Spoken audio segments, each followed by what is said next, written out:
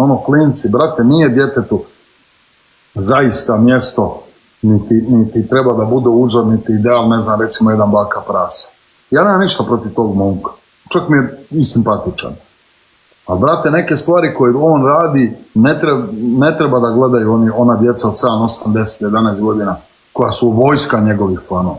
I da te stvari idealiziraju i da im to bude. Ko što ne trebaju da gledaju mene u realitiju koji šta. Možda nekad mogu nešto zabavno, zanimljivo napraviti ili nešto pametno, poučno reći, ali u većini slučajeva sam isto degenerik, kužiš, koji radi neke određene loše stvari. Svađa se, tuče, nemam pojma, radi neke seksualne prestupe.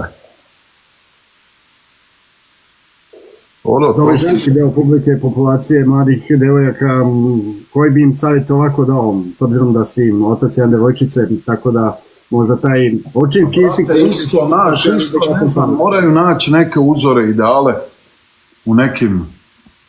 Viš ti koliko se izopačilo to društvo, danas gledam neka ta Tamara djevojka koja ima onaj OnlyFans, bila nekad valjda uspješna teniserka, tenisačica. I sad stavili su neki klip prije i sada. Neki klip prije, ona ide s tenisa, onako s torbom, a lijepa ko lutka. Nosi onako torbu s treninga, ide s tenisa, nešto ju pitaju, vidiš da je to čeljade pravo. Razumiješ, pošteno, odgojeno, razumiješ, osvješteno, da sport, neke stvari. I sad, pazi, starija 10 godina sad nego tada, sad totalni degen jebate. Degen, totalni riba, ništa, kao pare, ludilo, gola, haos, znaš. Brate, i šta neka klinka kad nju gleda? Brate, vidi ju onako i odmah sebi sklopi film u glavi.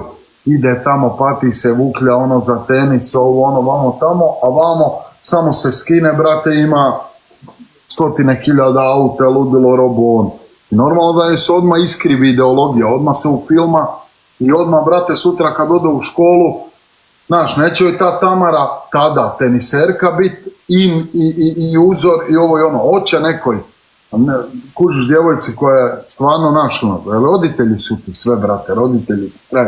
Može biti roditelji i puno bolji da ne misliš da je idealan.